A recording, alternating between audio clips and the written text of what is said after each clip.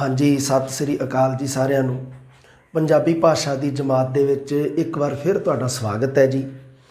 ਆਪਾਂ ਜਿਵੇਂ ਕਿ ਪਿਛਲੀਆਂ ਜਮਾਤਾਂ ਦੇ ਵਿੱਚ ਆਪਾਂ ਪੜ੍ਹਿਆ ਕਿ ਕਿਵੇਂ ਜੋ ਸਾਡਾ ਪੰਜਾਬੀ ਭਾਸ਼ਾ ਦਾ ਵਿਆਕਰਣ ਹੈ ਉਹ ਪੰਜਾਬੀ ਭਾਸ਼ਾ ਦੇ 3 ਅੰਗਾਂ ਦੀ ਵਿਆਖਿਆ ਕਰਦਾ ਹੈ ਜੀ।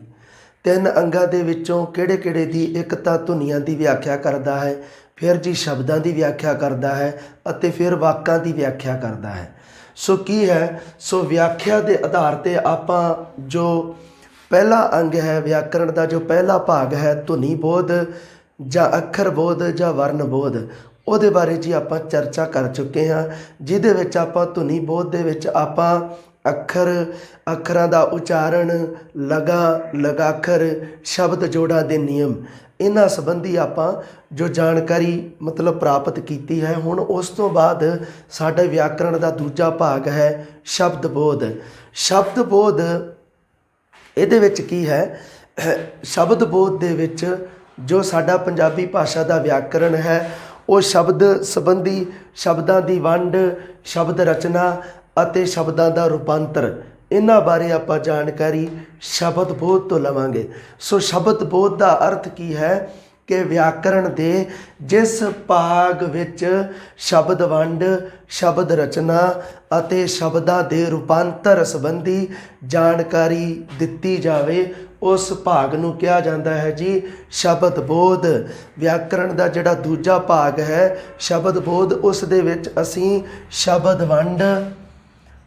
ਵੰਡ ਵਿਆਕਰਣ ਦੇ ਜਿਸ ਭਾਗ ਦੇ ਵਿੱਚ ਸ਼ਬਦ ਵੰਡ, ਸ਼ਬਦ ਰਚਨਾ, ਨਵੇਂ ਸ਼ਬਦਾਂ ਦਾ ਨਿਰਮਾਣ, ਸ਼ਬਦ ਰਚਨਾ, ਸ਼ਬਦ ਰੂਪਾਂਤਰ ਅਤੇ ਸ਼ਬਦਾਂ ਦੀ ਅਦਲਾ ਬਦਲੀ, ਆਪਸ ਦੇ ਵਿੱਚ ਨਾਂਵ ਤੋਂ ਵਿਸ਼ੇਸ਼ਣ ਬਣਾ ਦੇਣਾ, ਵਿਸ਼ੇਸ਼ਣ ਤੋਂ ਨਾਂਵ ਬਣਾ ਦੇਣਾ, ਇਹਨੂੰ ਕਿਹਾ ਜਾਂਦਾ ਹੈ ਸ਼ਬਦ ਰੂਪਾਂਤਰ। ਰੂਪ ਪਲਸ ਅੰਤਰ ਮਤਲਬ ਅਦਲਾ ਬਦਲੀ ਕਰ ਦੇਣੀ, ਅਦਲਾ ਬਦਲੀ। ਹਾਂਜੀ ਠੀਕ ਹੈ, ਇਹਨਾਂ ਬਾਰੇ ਆਪਾਂ ਇਸ ਸ਼ਬਦ ਬੋਧ ਵਾਲੇ ਭਾਗ ਵਿੱਚ ਪੜ੍ਹਾਂਗੇ। ਪਹਿਲਾਂ ਆਪਾਂ ਵਰਨ ਬੋਧ ਪੜ੍ਹ ਚੁੱਕੇ ਹਾਂ, ਹੁਣ ਗੱਲ ਹੈ ਜੀ ਸ਼ਬਦ ਬੋਧ ਦੀ। ਹੁਣ ਆਪਾਂ ਗੱਲ ਕਰਦੇ ਹਾਂ ਜੀ ਸ਼ਬਦ ਦੀ, ਕਿ ਸ਼ਬਦ ਅਸਲ ਦੇ ਵਿੱਚ ਹੈ ਕੀ ਹੈ। ਸ਼ਬਦ ਦੇ ਬਾਰੇ ਜੇਕਰ ਮੈਂ ਗੱਲ ਕਰਾਂ ਤਾਂ ਜੇ ਮੈਂ ਇੱਕ ਸਿੱਧੇ ਸਾਦੇ ਸ਼ਬਦਾਂ ਦੇ ਵਿੱਚ ਕਹਾਂ ਸ਼ਬਦ ਦੀ ਪਰਿਭਾਸ਼ਾ, ਕਿ ਧੁਨੀਆਂ ਤੋਂ ਬਣਿਆ, ਕੋਈ ਧੁਨੀਆਂ ਦੇ ਸੰਜੋਗ ਤੋਂ ਬਣਿਆ ਇੱਕ ਸਾਰਥਕ ਬੋਲ, ਉਹਨੂੰ ਕਿਹਾ ਜਾਂਦਾ ਹੈ ਜੀ ਸ਼ਬਦ। ਪਹਿਲੀ ਗੱਲ ਇਹਦੇ ਬਾਰੇ, ਸ਼ਬਦ ਬਾਰੇ ਪਹਿਲੀ ਗੱਲ, ਧੁਨੀਆਂ ਦੇ ਸੰਜੋਗ ਤੋਂ ਬਣਿਆ ਜਾਂ ਬਣੇ ਸਾਰਥਕ ਬੋਲਾਂ ਨੂੰ ਕਿਹਾ ਜਾਂਦਾ ਹੈ। ਸਾਰਥਕ ਬੋਲ ਹੁੰਦੇ ਹਨ, ਸਾਰਥਕ ਬੋਲ। ਇੱਕ ਗੱਲ ਹੋ ਗਈ ਜੀ। ਦੂਜੀ ਗੱਲ ਕੀ ਹੈ ਕਿ ਅੱਛਾ, ਹੁਣ ਵਿਆਕਰਣ ਦੇ ਆਧਾਰ 'ਤੇ ਆਪਾਂ ਗੱਲ ਕਰ ਰਹੇ ਹਾਂ ਸ਼ਬਦ ਬੋਧ। ਜਿਹੜਾ ਭਾਸ਼ਾ ਦਾ ਦੂਜਾ ਅੰਗ ਹੈ ਉਹ ਹੈ ਜੀ ਸ਼ਬਦ। ਉਹਦੀ ਹੁਣ ਵਿਆਕਰਣ ਦੇ ਆਧਾਰ 'ਤੇ ਕੀ ਪਰਿਭਾਸ਼ਾ ਹੈ? ਵਿਆਕਰਣ ਕੀ ਕਹਿੰਦਾ ਹੈ ਕਿ ਵਿਆਕਰਣ ਪੱਖ ਤੋਂ ਭਾਸ਼ਾ ਦੀ ਮੂਲ ਇਕਾਈ ਸ਼ਬਦ ਹੈ। ਦੂਜੀ ਗੱਲ ਕੀ ਹੈ ਕਿ ਵਿਆਕਰਣ ਪੱਖ ਤੋਂ, ਕਿਉਂਕਿ ਆਪਾਂ ਵਿਆਕਰਣ ਦੇ ਵਿੱਚ ਪੜ੍ਹ ਰਹੇ ਹਾਂ ਨਾ, ਇਹਨਾਂ ਦਾ ਸ਼ਬਦ ਬੋਧ ਹੈ ਜਿਹੜਾ ਆਪਾਂ ਵਿਆਕਰਣ ਦੇ ਵਿੱਚ ਪੜ੍ਹ ਰਹੇ ਹਾਂ। ਸ਼ਬਦਾਂ ਦੀ ਵਿਆਖਿਆ ਕਰੇਗਾ ਹੁਣ ਕੌਣ? ਵਿਆਕਰਣ। ਉਹਨੂੰ ਕਿਹਾ ਜਾਂਦਾ ਹੈ ਸ਼ਬਦ ਬੋਧ। ਸੋ ਵਿਆਕਰਣ ਪੱਖ ਤੋਂ ਭਾਸ਼ਾ ਦੀ ਮੂਲ ਇਕਾਈ ਕੀ ਹੈ ਜੀ? ਸ਼ਬਦ। ਹੁਣ ਤੁਹਾਡੇ ਮਨ ਦੇ ਵਿੱਚ ਸਵਾਲ ਪੈਦਾ ਹੋਵੇਗਾ ਕਿ ਸਰ ਭਾਸ਼ਾ ਦੀ ਮੂਲ ਇਕਾਈ ਤਾਂ ਧੁਨੀਆਂ ਹਨ, ਕਿਉਂਕਿ ਭਾਸ਼ਾ ਜਿਹੜੀ ਉਹ ਧੁਨੀਆਂ ਤੋਂ ਬਣਦੀ ਹੈ। ਪਰ ਕੀ ਹੈ ਕਿ ਧੁਨੀਆਂ ਦਾ ਜਿਹੜਾ ਅਰਥ ਹੈ, ਧੁਨੀ ਜਿਹੜੀ ਆਪਾਂ ਗੱਲ ਕਰਦੇ ਹਾਂ, ਜੋ ਸਾਡੇ ਮੂੰਹ ਦੇ ਵਿੱਚੋਂ ਕੋਈ ਨਿਕਲੀ ਆਵਾਜ਼, ਉਹਨੂੰ ਆਪਾਂ ਕਹਿੰਦੇ ਹਾਂ ਧੁਨੀ। ਉਹਦੀ ਭਾਸ਼ਾ ਦੇ ਅਕੋਰਡਿੰਗ ਤਾਂ ਕੀ ਹੈ, ਇਹ ਜਦੋਂ ਸਾਰਥਕ ਧੁਨੀਆਂ ਦਾ ਸਮੂਹ ਹੁੰਦਾ ਹੈ ਉਦੋਂ ਕੀ ਬਣਦੀ ਹੈ? ਭਾਸ਼ਾ। ਇਹ ਹੈ ਭਾਸ਼ਾ ਦੇ ਅਨੁਸਾਰ ਧੁਨੀ ਦੀ ਪਰਿਭਾਸ਼ਾ। ਪਰ ਸਾਡਾ ਵਿਆਕਰਣ ਕੀ ਕਹਿੰਦਾ ਹੈ? ਹੁਣ ਵਿਆਕਰਣ ਦੇ ਵਿੱਚ ਕੀ ਕੀਤਾ ਆਪਾਂ ਜਿਹੜੀਆਂ ਧੁਨੀਆਂ ਸਨ ਜੋ ਆਪਾਂ ਮੂੰਹ ਦੇ ਵਿੱਚੋਂ ਬੋਲਦੇ ਸਾਂ ਉਹਨਾਂ ਨੂੰ ਆਪਾਂ ਲਿਖਤ ਰੂਪ ਦੇ ਵਿੱਚ ਵਰਨਾਂ ਜਾਂ ਅੱਖਰਾਂ ਦੇ ਰੂਪ ਵਿੱਚ ਲਿਖ ਦਿੱਤਾ। ਪਰ ਵਿਆਕਰਣ ਕੀ ਕਹਿੰਦਾ ਹੈ ਕਿ ਉਹ ਵਰਨ ਜਾਂ ਅੱਖਰ ਜੋ ਤੁਸੀਂ ਲਿਖੇ ਹਨ ਧੁਨੀਆਂ ਦੇ ਰੂਪ ਵਿੱਚ, ਜੋ ਧੁਨੀਆਂ ਨੂੰ ਤੁਸੀਂ ਵਰਨਾਂ ਦੇ ਰੂਪ ਵਿੱਚ ਲਿਖਿਆ ਹੈ ਉਹਨਾਂ ਦੇ ਆਪਣੇ ਕੋਈ ਅਰਥ ਨਹੀਂ ਹੁੰਦੇ। ਇਸੇ ਕਰਕੇ ਕੀ ਹੈ, ਵਿਆਕਰਣ ਪੱਖ ਤੋਂ ਭਾਸ਼ਾ ਦੀ ਮੂਲ ਇਕਾਈ ਸ਼ਬਦ ਹੈ। ਸਿੱਧੇ ਸ਼ਬਦਾਂ ਦੇ ਵਿੱਚ ਮੈਂ ਗੱਲ ਕਹਾਂ, ਪੇਂਡੂ ਭਾਸ਼ਾ ਦੇ ਵਿੱਚ ਭਾਸ਼ਾ ਦੇ ਅਨੁਸਾਰ ਧੁਨੀਆਂ ਸਾਰਥਕ ਨੇ, ਵਿਆਕਰਣ ਦੇ ਅਨੁਸਾਰ ਧੁਨੀਆਂ ਨਿਰਰਥਕ ਨੇ। ਧੁਨੀ ਦਾ ਕੋਈ ਅਰਥ ਨਹੀਂ ਹੁੰਦਾ, ਵਿਆਕਰਣ ਕਹਿ ਰਿਹਾ ਇਹ ਗੱਲ। ਇਸ ਕਰਕੇ ਅਗਰ ਤਾਂ ਤੁਹਾਡੇ ਸਾਹਮਣੇ ਗੱਲ ਲਿਖੀ ਆ ਜੇ, ਇਹ ਗੱਲ ਤੁਹਾਡੇ ਸਾਹਮਣੇ ਆ ਜੇ ਕਿ ਭਾਸ਼ਾ ਹੈ ਜੋ ਉਹ ਸਾਰਥਕ ਧੁਨੀਆਂ ਦਾ ਸਮੂਹ ਹੈ, ਤਾਂ ਤੁਸੀਂ ਕਹੋਗੇ ਹਾਂਜੀ ਬਿਲਕੁਲ ਇਹ ਗੱਲ ਸਹੀ ਹੈ ਜੀ, ਵੀ ਭਾਸ਼ਾ ਹੈ ਜਿਹੜੀ ਉਹ ਇੱਕ ਸਾਰਥਕ ਧੁਨੀਆਂ ਦਾ ਸਮੂਹ ਹੈ। ਸਾਰਥਕ ਧੁਨੀਆਂ ਦੇ ਸਮੂਹ ਤੋਂ ਭਾਸ਼ਾ ਬਣਦੀ ਹੈ, ਬਿਲਕੁਲ ਸਹੀ ਹੈ ਜੀ। ਪਰ ਵਿਆਕਰਣ ਪੱਖ ਤੋਂ ਕੀ ਹੈ, ਵਿਆਕਰਣ ਪੱਖ ਕਹਿੰਦਾ ਹੈ ਕਿ ਧੁਨੀ ਦਾ ਆਪਣਾ ਕੋਈ ਅਰਥ ਨਹੀਂ ਹੁੰਦਾ। ਇੱਕ ਵਰਣ ਜਾਂ ਅੱਖਰ ਦਾ ਆਪਣਾ ਕੋਈ ਅਰਥ ਨਹੀਂ ਹੈ, ਪਰ ਉਸ ਵਰਣ ਜਾਂ ਅੱਖਰ ਦੇ, ਉਸ ਧੁਨੀ ਦੇ ਸੰਜੋਗ ਤੋਂ ਜੋ ਬਣਿਆ ਹੋਵੇਗਾ ਸ਼ਬਦ, ਉਹਦਾ ਕੋਈ ਨਾ ਕੋਈ ਅਰਥ ਜ਼ਰੂਰ ਨਿਕਲੇਗਾ। ਇਸ ਕਰਕੇ ਵਿਆਕਰਣ ਪੱਖ ਤੋਂ ਭਾਸ਼ਾ ਦੀ ਮੂਲ ਇਕਾਈ ਹੈ ਜੀ ਸ਼ਬਦ। ਇਹ ਗੱਲ ਧਿਆਨ ਰੱਖਣਾ ਹੈ। ਵੈਸੇ ਕੀ ਹੈ ਭਾਸ਼ਾ ਦੀ ਮੂਲ ਇਕਾਈ? ਧੁਨੀਆਂ ਹਨ ਜੀ। ਵੈਸੇ ਭਾਸ਼ਾ ਦੀ ਮੂਲ ਇਕਾਈ ਧੁਨੀਆਂ ਹਨ, ਪਰ ਵਿਆਕਰਣ ਦੇ ਅਕੋਰਡਿੰਗ, ਕਿਉਂਕਿ ਵਿਆਕਰਣ ਦੇ ਅਨੁਸਾਰ ਤਾਂ ਧੁਨੀ ਦਾ ਕੋਈ ਅਰਥ ਨਹੀਂ ਨਿਕਲ ਰਿਹਾ। ਉਦਾਹਰਣ ਵਾਸਤੇ ਭਾਸ਼ਾ ਦੀ ਮੂਲ ਇਕਾਈ ਇੱਥੇ ਤੁਸੀਂ ਸਿੱਧਾ ਲਿਖ ਲਿਓ। ਇਹ ਸ਼ਬਦਾਂ ਦੀ ਖੇਡ ਹੈ ਜੀ, ਜੋ ਸਾਡੇ ਕੰਪੀਟੀਸ਼ਨ ਐਗਜ਼ਾਮ ਨੇ ਸ਼ਬਦਾਂ ਦਾ ਹੇਰ ਫੇਰ ਹੈ। ਦੇਖੋ ਕਿਵੇਂ ਹੈ, ਭਾਸ਼ਾ ਦੀ ਮੂਲ ਇਕਾਈ ਧੁਨੀਆਂ ਹਨ ਜੀ।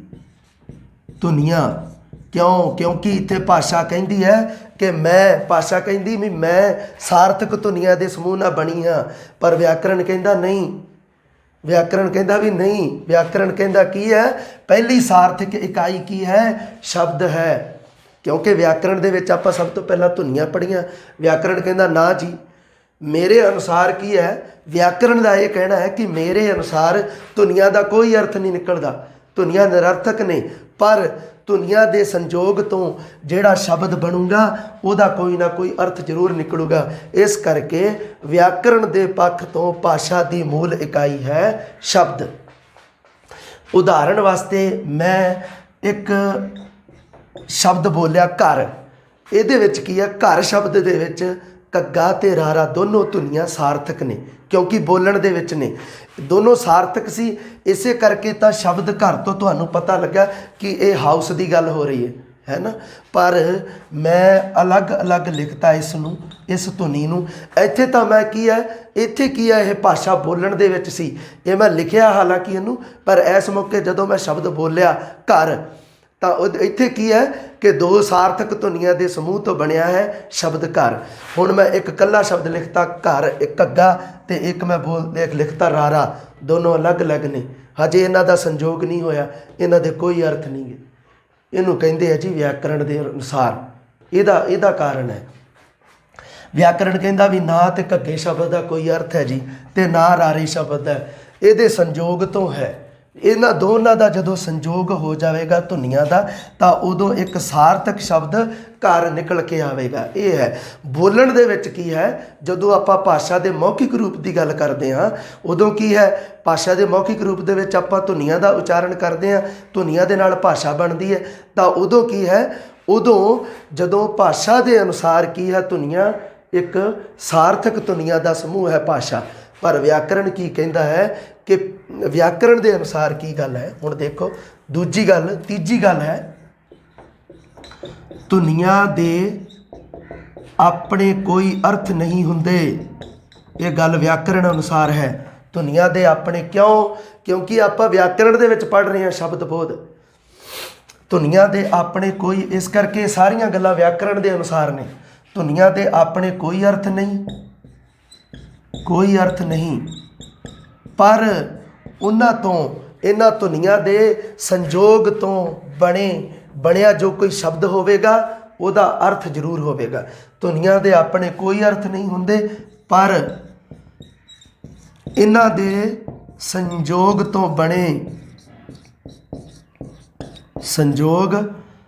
ਤੋਂ ਸੰਜੋਗ ਤੋਂ ਬਣੇ ਸ਼ਬਦਾਂ ਦਾ ਅਰਥ ਹੁੰਦਾ ਹੈ। ਸੰਜੋਗ ਤੋਂ ਬਣੇ ਸ਼ਬਦਾਂ ਦਾ ਅਰਥ ਹੁੰਦਾ ਹੈ। ਇਹ ਗੱਲ ਹੁਣ ਤੁਸੀਂ ਧਿਆਨ ਦੇ ਵਿੱਚ ਰੱਖਣੀ ਹੈ ਕਿ ਭਾਸ਼ਾ ਦੇ ਅਨੁਸਾਰ ਕੀ ਹੈ। ਭਾਸ਼ਾ ਕੀ ਹੈ? ਸਾਡੀ ਸਾਰਥਕ ਧੁਨੀਆਂ ਦਾ ਸਮੂਹ ਹੈ। ਪਰ ਵਿਆਕਰਣ ਕਹਿੰਦਾ ਕਿ ਭਾਸ਼ਾ ਦੀ ਜਿਹੜੀ ਮੂਲ ਇਕਾਈ ਹੈ ਉਹ ਸ਼ਬਦ ਹਨ। ਸੋ ਇਹ ਇੱਕ ਬਦਲਾਵ ਹੈ, ਇਹ ਤੁਸੀਂ ਧਿਆਨ ਦੇ ਵਿੱਚ ਰੱਖਣੀ ਹੈ ਗੱਲ। ਅੱਛਾ, ਹੋਰ ਕੀ ਹੈ ਜੀ? ਸ਼ਬਦ ਬਣਦੇ ਕਿਵੇਂ ਨੇ? ਮੈਂ ਪਿਛਲੀ ਜਮਾਤ ਦੇ ਵਿੱਚ ਵੀ ਗੱਲ ਕੀਤੀ ਸੀ ਕਿ ਜਦੋਂ ਸ਼ਬਦ ਆਪਾਂ ਬਣਾਉਂਦੇ ਹਾਂ ਉਦੋਂ ਅੱਖਰ ਪਲੱਸ ਲਗਾਖਰ, ਕ੍ਰਮ ਯਾਦ ਰੱਖਿਓ ਇਸ ਦਾ, ਲਗਾਖਰ ਦੇ ਮੇਲ ਤੋਂ ਸ਼ਬਦ ਬਣਦਾ ਹੈ। ਮੇਲ ਤੋਂ ਸ਼ਬਦ ਬਣਦਾ ਹੈ ਜੀ। ਸਾਡੇ ਸ਼ਬਦ ਨੂੰ ਬਣਾਉਣ ਦਾ ਸੀਕੁਐਂਸ ਕੀ ਹੈ? ਇਹਦੇ ਇੱਕ ਸੀਕੁਐਂਸ ਹੈ ਇਹ ਆਪਣੇ ਆਪ ਦੇ ਵਿੱਚ। ਉਹ ਕੀ ਹੈ ਕਿ ਅੱਖਰ, ਲਗਾ ਤੇ ਲਗਾਖਰ, ਇਹ ਜਦੋਂ ਤਿੰਨੇ ਇੱਕ ਇਕਾਈਆਂ ਮਿਲ ਜਾਂਦੀਆਂ ਹਨ ਤਾਂ ਇੱਕ ਸ਼ਬਦ ਦਾ ਨਿਰਮਾਣ ਹੁੰਦਾ ਹੈ। ਅੱਛਾ, ਹੋਰ ਕੀ ਹੈ ਜੀ? ਅਗਰ ਮੈਂ ਕਹਾਂ ਕਿ ਸ਼ਬਦ ਇੱਕ ਅਰਥ ਭਰਪੂਰ ਇਕਾਈ ਹੈ, ਬਿਲਕੁਲ ਹੈ ਜੀ, ਕਿਉਂਕਿ ਉਹਦੇ ਵਿੱਚ ਅਰਥ ਸਮਾਇਆ ਹੋਇਆ ਹੈ ਸ਼ਬਦ ਦੇ ਵਿੱਚ। ਸ਼ਬਦ ਇੱਕ ਅਰਥ ਭਰਪੂਰ ਇਕਾਈ ਹੈ। ਤੁਸੀਂ ਆਪ ਲਿਖ ਲਿਓ। ਸ਼ਬਦ ਕੀ ਹੈ? ਇੱਕ ਸੁਤੰਤਰ ਇਕਾਈ ਹੈ ਜੀ, ਬਿਲਕੁਲ ਹੈ ਜੀ, ਸੁਤੰਤਰ। ਇੱਕ ਸ਼ਬਦ ਦੇ ਵਿੱਚ ਇੱਕ ਜੋ ਸ਼ਬਦ ਹੈ ਇਹ ਆਪਣੇ ਆਪ ਦੇ ਵਿੱਚ ਇੱਕ ਸੁਤੰਤਰ ਇਕਾਈ ਹੈ, ਸੁਤੰਤਰ ਰੂਪ ਦੇ ਵਿੱਚ ਵਿਚਰ ਸਕਦਾ ਹੈ। ਭਾਸ਼ਾ ਦੇ ਵਿੱਚ ਇੱਕ ਵਾਕ ਦੇ ਵਿੱਚ ਸ਼ਬਦ ਸੁਤੰਤਰ ਹੁੰਦੇ ਹਨ। ਉਸ ਤੋਂ ਬਾਅਦ ਹੋਰ ਕੀ ਹੈ? ਜੇ ਮੈਂ ਕਹਾਂ ਕਿ ਸ਼ਬਦ ਇੱਕ ਸਾਰਥਕ ਇਕਾਈ ਹੈ, ਜੀ ਬਿਲਕੁਲ। ਹੁਣ ਕੀ ਹੈ? ਵਿਆਕਰਣ ਦੇ ਅਨੁਸਾਰ ਭਾਸ਼ਾ ਦੀ ਛੋਟੀ ਤੋਂ ਛੋਟੀ ਸੁਤੰਤਰ ਅਤੇ ਸਾਰਥਕ ਇਕਾਈ ਸ਼ਬਦ ਹੈ। ਸੋ ਮੈਂ ਗੱਲ ਵਿਆਕਰਣ ਦੇ ਅਨੁਸਾਰ ਕਰ ਰਿਹਾ ਹਾਂ। ਭਾਸ਼ਾ ਦੀ ਛੋਟੀ ਤੋਂ ਛੋਟੀ ਤਿੰਨ ਸ਼ਰਤਾਂ ਨੇ: ਸਾਰਥਕ, ਅਰਥ ਸਹਿਤ, ਸਾਰਥਕ, ਸੁਤੰਤਰ ਇਕਾਈ ਕੀ ਹੈ ਜੀ? ਸ਼ਬਦ ਹੈ ਸਾਡਾ। ਹੁਣ ਤੁਸੀਂ ਕਹੋਗੇ ਕਿ ਸਰ ਧੁਨੀਆਂ ਵੀ ਤਾਂ ਭਾਸ਼ਾ ਦੀ ਛੋਟੀ ਤੋਂ ਛੋਟੀ ਇਕਾਈ ਹੈ। ਮੈਂ ਜਦੋਂ ਧੁਨੀਆਂ ਦਾ ਬੋਧ ਆਪਾਂ ਲਿਖਾਇਆ ਤੇ ਉਦੋਂ ਆਪਾਂ ਲਿਖਿਆ ਸੀ ਕਿ ਜੋ ਭਾਸ਼ਾ ਦੀ ਛੋਟੀ ਤੋਂ ਛੋਟੀ ਇਕਾਈ ਹੈ ਉਹ ਧੁਨੀ ਹੈ, ਪਰ ਧੁਨੀ ਸਾਰਥਕ ਨਹੀਂ ਹੈ। ਇਸ ਕਰਕੇ ਇਹਨੂੰ ਇੱਕੋ ਲਾਈਨ ਦੇ ਵਿੱਚ ਅਗਰ ਤੁਹਾਨੂੰ ਇਸ ਤਰ੍ਹਾਂ ਪੁੱਛੇ ਕਿ ਸ਼ਬਦਾਂ ਬਾਰੇ ਵਿਚਾਰ ਕਰੋ, ਭਾਸ਼ਾ ਦੀ ਛੋਟੀ ਤੋਂ ਛੋਟੀ ਇਕਾਈ ਸ਼ਬਦ ਹੈ ਜੀ, ਤੁਸੀਂ ਮੰਨ ਲੈਣਾ ਹੈ। ਦੂਸਰੀ ਗੱਲ, ਭਾਸ਼ਾ ਜੋ ਸ਼ਬਦ ਹਨ ਉਹ ਇੱਕ ਸਾਰਥਕ ਇਕਾਈ ਹੈ, ਜੀ ਬਿਲਕੁਲ। ਅਗਰ ਮੈਂ ਕਹਾਂ ਕਿ ਸ਼ਬਦ ਹਨ ਉਹ ਸੁਤੰਤਰ ਇਕਾਈ ਹੈ, ਜੀ ਬਿਲਕੁਲ। ਸੋ ਕੀ ਹੈ? ਪਰ ਧੁਨੀਆਂ ਕੀ ਹਨ? ਧੁਨੀਆਂ ਸਾਰਥਕ ਨਹੀਂ ਹੁੰਦੀਆਂ ਵਿਆਕਰਣ ਦੇ ਅਨੁਸਾਰ। ਇਸੇ ਕਰਕੇ ਭਾਸ਼ਾ ਦੀ ਛੋਟੀ ਤੋਂ ਛੋਟੀ ਸਾਰਥਕ ਤੇ ਸੁਤੰਤਰ ਇਕਾਈ ਸਾਡੀ ਕੀ ਹੈ ਜੀ? ਸ਼ਬਦ ਹਨ। ਇੱਕ ਭਾਸ਼ਾ ਕਿੰਨੀ ਵਿਕਸਿਤ ਹੈ, ਕਿੰਨੀ ਅਮੀਰ ਹੈ, ਇਸ ਗੱਲ ਦਾ ਜੇਕਰ ਪਤਾ ਤੁਸੀਂ ਲਾਉਣਾ ਹੈ ਤਾਂ ਤੁਸੀਂ ਇਹ ਦੇਖਣਾ ਹੈ ਕਿ ਉਸ ਭਾਸ਼ਾ ਦਾ ਸ਼ਬਦ ਭੰਡਾਰ ਕਿੰਨਾ ਕੁ ਵੱਡਾ ਹੈ। ਕਿਸੇ ਭਾਸ਼ਾ ਨੂੰ ਮਤਲਬ ਕੀ ਹੈ? ਕਿਸੇ ਭਾਸ਼ਾ ਦੇ ਵਿੱਚ ਦੂਸਰੀਆਂ ਭਾਸ਼ਾਵਾਂ ਦੇ ਸ਼ਬਦਾਂ ਨੂੰ ਅਬਜ਼ਰਵ ਕਰਨ ਦੀ, ਉਹਨਾਂ ਸ਼ਬਦਾਂ ਨੂੰ ਪ੍ਰਾਪਤ ਕਰਨ ਦੀ, ਉਹਨਾਂ ਸ਼ਬਦਾਂ ਨੂੰ ਆਪਣੇ ਅੰਦਰ ਪਹੁੰਚਾਉਣ ਦੀ ਅਸੀਮ ਸ਼ਕਤੀ ਹੁੰਦੀ ਹੈ। ਪੰਜਾਬੀ ਭਾਸ਼ਾ ਦੇ ਵਿੱਚ ਇਹੋ ਜਿਹੀ ਸ਼ਕਤੀ ਹੈ। ਪੰਜਾਬੀ ਭਾਸ਼ਾ ਦੇ ਵਿੱਚ ਹਰ ਭਾਸ਼ਾ ਦੇ ਸ਼ਬਦ ਤੁਸੀਂ ਦੇਖ ਸਕਦੇ ਹੋ, ਕੋਈ ਦਿੱਕਤ ਨਹੀਂ। ਕਿਉਂ? ਕਿਉਂਕਿ ਇਸ ਦੀ ਪੰਜਾਬੀ ਭਾਸ਼ਾ ਦੀ ਪਾਚਨ ਸ਼ਕਤੀ ਬਹੁਤ ਹੈ। ਇਸ ਕਰਕੇ ਪੰਜਾਬੀ ਭਾਸ਼ਾ ਦਾ ਸ਼ਬਦ ਭੰਡਾਰ ਹੈ ਬਹੁਤ ਵੱਡਾ ਹੈ। ਤੁਸੀਂ ਡਿਕਸ਼ਨਰੀਆਂ ਚੱਕ ਕੇ ਵੇਖ ਲਓ, ਉਹਦੇ ਵਿੱਚ ਕੀ ਹੈ? ਪਤਾ ਨਹੀਂ ਕਿੰਨੇ ਕੀ ਗ੍ਰੰਥ ਡਿਕਸ਼ਨਰੀਆਂ ਬਣ ਗਏ ਨੇ। ਕਿਉਂ? ਕਿਉਂਕਿ ਸ਼ਬਦਾਂ ਦਾ ਅਸੀਮਤ ਭੰਡਾਰ ਹੈ। ਪਰ ਕੀ ਹੈ? ਉਸ ਸ਼ਬਦਾਂ ਦੇ ਅਸੀਮਤ ਭੰਡਾਰ ਨੂੰ ਥੋੜ੍ਹਾ ਜਿਹਾ ਕਵਰ ਕਰਨ ਵਾਸਤੇ, ਉਹਨਾਂ ਦੀ ਰੂਪ ਰੇਖਾ ਬਣਾਉਣ ਵਾਸਤੇ ਇੱਕ ਤਾਂ ਸ਼ਬਦਾਂ ਦੀ ਵੰਡ ਕੀਤੀ ਜਾਂਦੀ ਹੈ ਵੀ ਸ਼ਬਦਾਂ ਦੀ ਇਸ ਤਰ੍ਹਾਂ ਕਰਕੇ ਜੀ ਵੰਡ ਕਰ ਲਓ ਅਤੇ ਉਹਦੇ ਅਨੁਸਾਰ ਆਪਾਂ ਕੁਝ ਸ਼ਬਦ ਇਕੱਠੇ ਕਰ ਸਕੀਏ। ਵੈਸੇ ਤਾਂ ਕਿਉਂਕਿ ਸ਼ਬਦਾਂ ਦਾ ਕੀ ਹੈ? ਇਹਨਾਂ ਦਾ ਭੰਡਾਰਾ ਇੱਕ ਤਰ੍ਹਾਂ ਦਾ ਅਸੀਮਿਤ ਹੈ, ਕੋਈ ਮਾਤਰਾ ਨਹੀਂ ਹੈ। ਸ਼ਬਦਾਂ ਨੂੰ ਆਪਾਂ ਕੀ ਹੈ ਕਿ ਇੱਕ ਮਤਲਬ ਜੇ ਕਹੀਏ ਕਿ ਆਪਾਂ ਇੱਕ ਦਾਇਰੇ ਦੇ ਵਿੱਚ ਉਹਨਾਂ ਨੂੰ ਇਕੱਠੇ ਕਰ ਲਾਂਗੇ, ਨਹੀਂ ਕਰ ਸਕਦੇ। ਅਤੇ ਇਹੀ ਭਾਸ਼ਾ ਦੀ ਅਮੀਰੀ ਕਿਸੇ ਦੀ ਜੇਕਰ ਆਪਾਂ ਦਰਸਾਉਣੀ ਹੋਵੇ ਤਾਂ ਆਪਾਂ ਨੂੰ ਸਭ ਤੋਂ ਪਹਿਲਾਂ ਵੇਖਣਾ ਪਵੇਗਾ ਕਿ ਉਸ ਭਾਸ਼ਾ ਦਾ ਜੋ ਸ਼ਬਦਕੋਸ਼ ਹੈ, ਉਹ ਭਾਸ਼ਾ ਦੀ ਜੋ ਸ਼ਬਦ ਭੰਡਾਰ ਹੈ ਉਹ ਕਿੰਨਾ ਕੁ ਵੱਡਾ ਹੈ।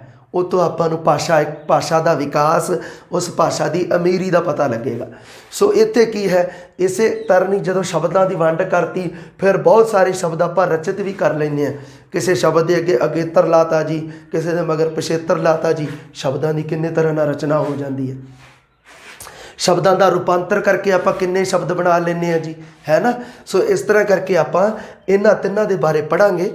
ਤਾਂ ਫਿਲਹਾਲ ਜਿਹੜਾ ਕੀ ਹੈ, ਇੱਥੇ ਸ਼ਬਦ ਬੋਧ ਦੀ ਆਪਾਂ ਗੱਲ ਕਰ ਰਹੇ ਹਾਂ। ਇਹਨਾਂ ਬਾਰੇ ਤੁਸੀਂ ਧਿਆਨ ਰੱਖਣ ਯੋਗ, ਜੋ ਯਾਦ ਰੱਖਣ ਯੋਗ ਗੱਲਾਂ ਉਹ ਮੈਂ ਲਿਖੀਆਂ।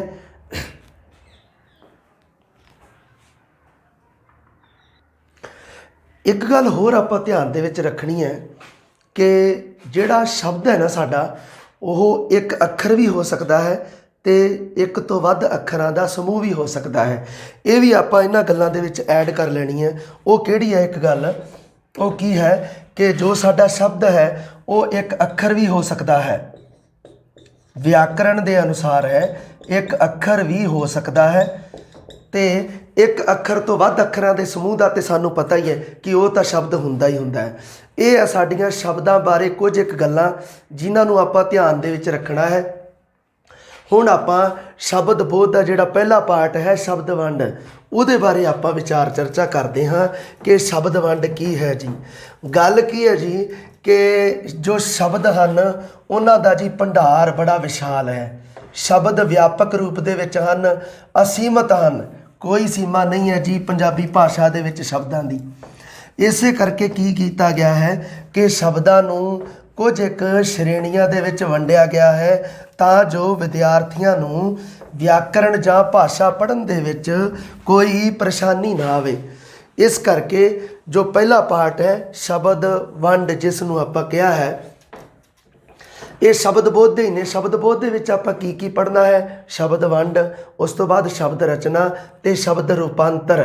ਰੂਪਾਂਤਰ ਤੋਂ ਮਤਲਬ ਕੀ ਹੈ, ਅਦਲਾ ਬਦਲੀ, ਨਾਂਵ ਤੋਂ ਵਿਸ਼ੇਸ਼ਣ ਬਣਾ ਦੇਣਾ, ਕਿਰਿਆ ਤੋਂ ਵਿਸ਼ੇਸ਼ਣ ਬਣਾ ਦੇਣਾ, ਕਿਰਿਆ ਤੋਂ ਨਾਂਵ ਬਣਾ ਦੇਣਾ। ਇਸ ਤਰ੍ਹਾਂ ਕਰਕੇ ਆਪਾਂ ਗੱਲ ਕਰਾਂਗੇ। ਸਭ ਤੋਂ ਪਹਿਲੀ ਵੰਡ, ਸਭ ਤੋਂ ਪਹਿਲੀ ਗੱਲ ਆਪਾਂ ਕਰੀਏ, ਸ਼ਬਦਾਂ ਦੀ ਵੰਡ ਕਰਦੇ ਹਾਂ। ਲਓ ਜੀ, ਅਰਥਾਂ ਦੇ ਆਧਾਰ 'ਤੇ ਸ਼ਬਦਾਂ ਦੀ ਵੰਡ। ਪਹਿਲੀ ਵੰਡ ਕਿਹੜੀ ਹੈ, ਅਰਥਾਂ ਦੇ ਆਧਾਰ 'ਤੇ। ਅੱਛਾ, ਅਰਥਾਂ ਦੇ ਆਧਾਰ 'ਤੇ ਜੇ ਸ਼ਬਦ ਨੂੰ ਵੰਡਾਂਗੇ ਤਾਂ ਸ਼ਬਦ ਹੋਊਗਾ ਜੀ ਦੋ ਤਰ੍ਹਾਂ ਦਾ। ਇੱਕ ਦਾ ਤੇ ਅਰਥ ਨਿਕਲੂਗਾ ਅਤੇ ਇੱਕ ਦਾ ਅਰਥ ਨਹੀਂ ਨਿਕਲੂਗਾ। ਅਰਥਾਂ ਦੇ ਆਧਾਰ 'ਤੇ ਸ਼ਬਦ ਹੈ ਜੀ ਦੋ ਤਰ੍ਹਾਂ ਦੇ।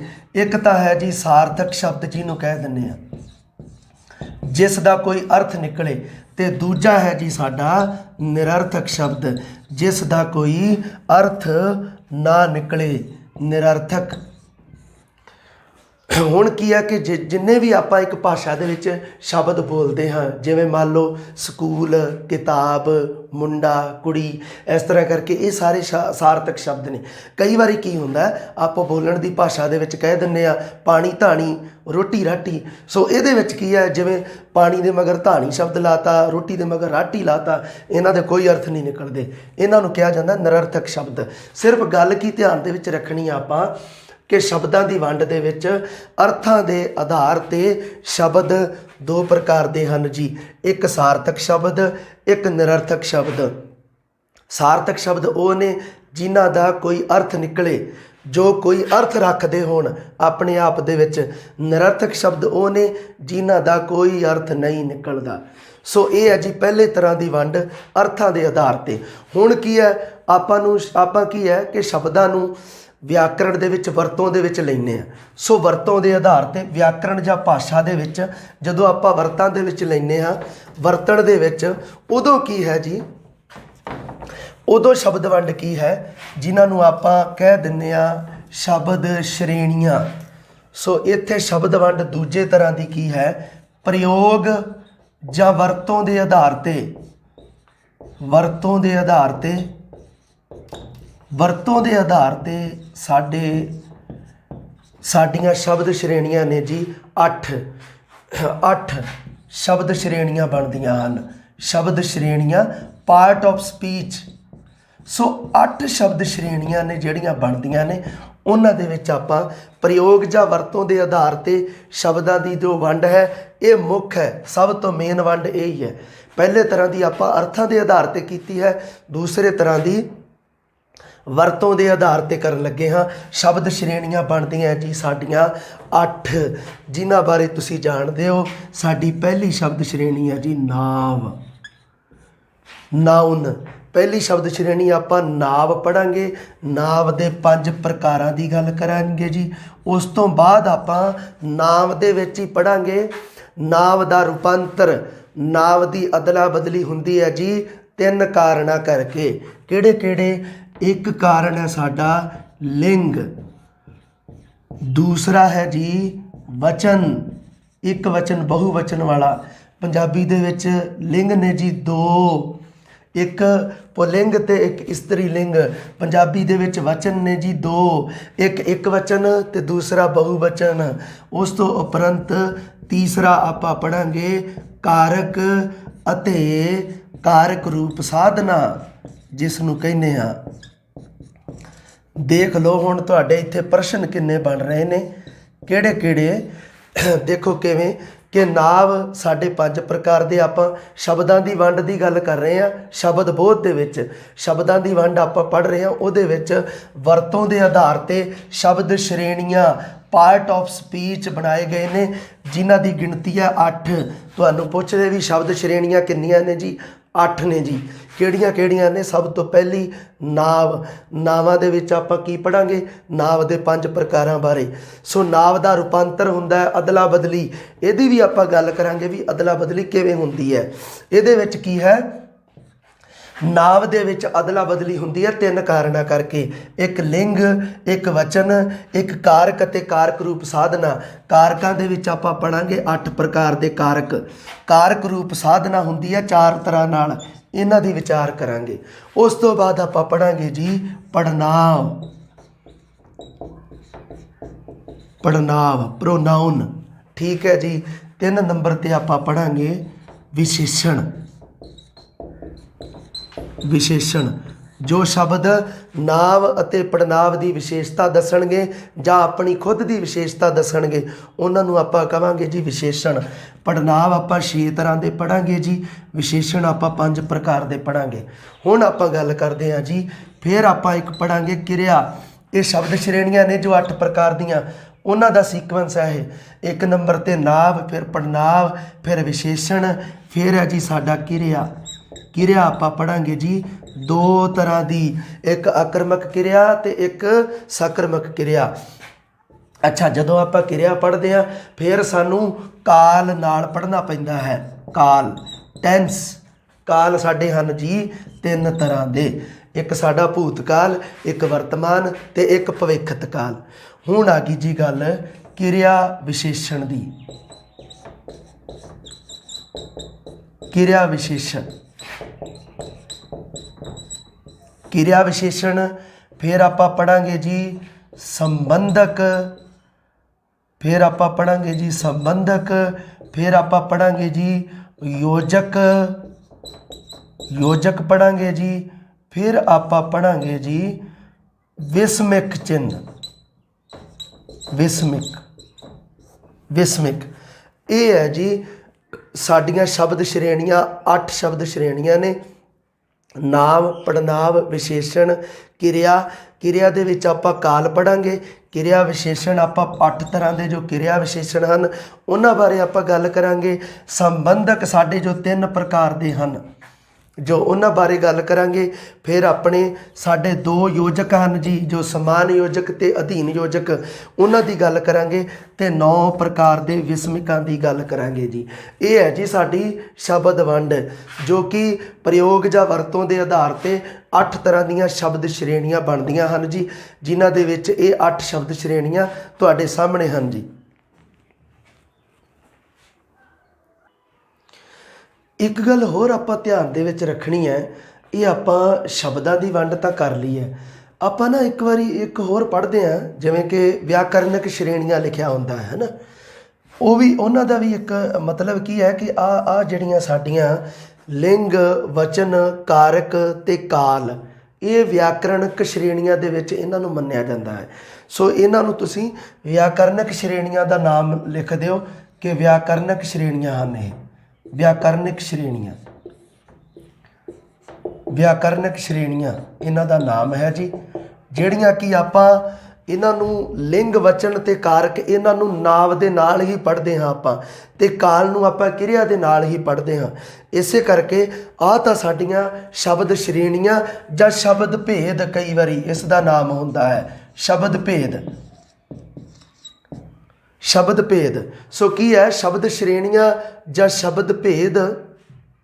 ਉਹਦੇ ਵਿੱਚ ਕੀ ਹੈ ਕਿ ਅਸੀਂ 8 ਪ੍ਰਕਾਰ ਦੀਆਂ ਸਾਡੀਆਂ ਸ਼ਬਦ ਸ਼੍ਰੇਣੀਆਂ ਨੇ, ਜਿਨ੍ਹਾਂ ਦੇ ਵਿੱਚੋਂ ਜੋ ਪਹਿਲੀ ਸ਼ਬਦ ਸ਼੍ਰੇਣੀ ਹੈ ਨਾਂਵ, ਉਹਦੀਆਂ ਕੀ ਅੱਗੇ ਉਪ ਸ਼੍ਰੇਣੀਆਂ ਨੇ ਜਿਨ੍ਹਾਂ ਨੂੰ ਵਿਆਕਰਨਿਕ ਸ਼੍ਰੇਣੀਆਂ ਦੇ ਵਿੱਚ ਰੱਖ ਦਿੱਤਾ ਜਾਂਦਾ ਹੈ। ਸੋ ਲਿੰਗ ਵਚਨ ਤੇ ਕਾਰਕ ਇੱਕ ਉਪ ਸ਼੍ਰੇਣੀ ਹੈ ਕਿਰਿਆ ਦੀ। ਲਿੰਗ ਵਚਨ ਕਾਰਕ ਤੇ ਕਾਲ ਇਹ ਸਾਡੀਆਂ ਵਿਆਕਰਨਿਕ ਸ਼੍ਰੇਣੀਆਂ ਹਨ। ਲਿੰਗ ਵਚਨ ਕਾਰਕ ਤੇ ਕਾਲ ਇਹ ਹੈ ਜੀ, ਸਾਨੂੰ ਇਹਨਾਂ ਨੂੰ ਕਹਿ ਦਿੱਤਾ ਜਾਂਦਾ ਹੈ ਵਿਆਕਰਨਿਕ ਸ਼੍ਰੇਣੀਆਂ। ਜੋ ਅੱਗੇ ਕੀ ਹੈ ਕਿ ਸ਼ਬਦ ਸ਼੍ਰੇਣੀਆਂ ਦੀਆਂ ਉਪ ਸ਼੍ਰੇਣੀਆਂ ਜੋ ਹੁੰਦੀਆਂ ਹਨ ਉਹਨਾਂ ਨੂੰ ਆਪਾਂ ਵਿਆਕਰਨਿਕ ਸ਼੍ਰੇਣੀਆਂ ਦੇ ਵਿੱਚ ਰੱਖ ਦਿੱਤਾ ਜਾਂਦਾ ਹੈ। ਇਹ ਹੈ ਜੀ ਸਾਡੀ ਵਰਤੋਂ ਦੇ ਆਧਾਰ ਤੇ ਜੋ ਸ਼ਬਦ ਸ਼੍ਰੇਣੀਆਂ, ਜੋ ਸ਼ਬਦਾਂ ਦੀ ਵੰਡ ਕੀਤੀ ਹੈ, ਉਹਨਾਂ ਨੂੰ ਵਰਤੋਂ ਦੇ ਆਧਾਰ ਤੇ ਜਦੋਂ ਆਪਾਂ ਸ਼ਬਦ ਵੰਡ ਕਰਦੇ ਹਾਂ ਤਾਂ ਉਦੋਂ ਆਪਾਂ ਨਾਮ ਦਿੰਦੇ ਹਾਂ ਸ਼ਬਦ ਸ਼੍ਰੇਣੀਆਂ, ਸ਼ਬਦ ਭੇਦ ਜਾਂ ਪਾਰਟ ਆਫ ਸਪੀਚ, ਜਾਂ ਸ਼ਬਦ ਸ਼੍ਰੇਣੀਆਂ ਜਾਂ ਸ਼ਬਦ ਭੇਦ ਜਾਂ ਪਾਰਟ ਆਫ ਸਪੀਚ। ਸੋ ਉਹ 8 ਪ੍ਰਕਾਰ ਦੇ ਹਨ। ਇਹਨਾਂ ਦੇ ਵਿੱਚ ਹੁਣ ਕੀ ਹੈ, ਇੱਕ ਹੋਰ ਆਪਾਂ ਇੱਕ ਹੋਰ ਸ਼ਬਦਾਂ ਦੀ ਵੰਡ ਇੱਕ ਹੋਰ ਤਰੀਕੇ ਨਾਲ ਹੈ। ਉਹ ਕੀ ਹੈ, ਉਤਪਤੀ ਦੇ ਆਧਾਰ ਤੇ। ਉਤਪਤੀ ਮਤਲਬ ਜਨਮ ਲੈਣਾ। ਉਤਪਤੀ ਦੇ ਆਧਾਰ ਤੇ, ਉਤਪਤੀ ਦੇ ਆਧਾਰ ਤੇ, ਉਤਪਤੀ ਦੇ ਆਧਾਰ ਤੇ ਸਾਡੇ ਸ਼ਬਦ ਜੋ ਹਨ, ਸ਼ਬਦਾਂ ਦੀ ਵੰਡ ਹੈ ਉਹ 4 ਪ੍ਰਕਾਰ ਦੇ ਨਾਲ ਹੈ। ਤਤਸਮ, ਤਦਭਵ, ਦੇਸੀ, ਵਿਦੇਸ਼ੀ। ਇਹ ਹੈ ਜੀ ਸਾਡੇ ਉਤਪਤੀ ਦੇ ਆਧਾਰ ਤੇ ਸ਼ਬਦ। ਪਹਿਲੇ ਨੰਬਰ ਤੇ ਹੈ ਜੀ ਸਾਡਾ ਤਤਸਮ, ਤਤਸਮ। ਦੂਸਰਾ ਤਦਭਵ, ਤੀਸਰਾ ਦੇਸੀ, 4 ਨੰਬਰ ਤੇ ਹੈ ਜੀ ਵਿਦੇਸ਼ੀ। ਸੋ ਤਤਸਮ ਸ਼ਬਦ ਹੈ ਕਿਸੇ ਵੀ ਭਾਸ਼ਾ ਤੋਂ, ਕਿਸੇ ਵੀ ਕੋਈ ਬਾਹਰਲੀ ਵੀ ਭਾਸ਼ਾ ਹੋ ਸਕਦੀ ਹੈ, ਉਸ ਭਾਸ਼ਾ ਤੋਂ ਹੂਬਹੂ ਪੰਜਾਬੀ ਦੇ ਵਿੱਚ ਲਿਆ ਗਿਆ ਸ਼ਬਦ ਉਹ ਹੈ ਜੀ ਤਤਸਮ।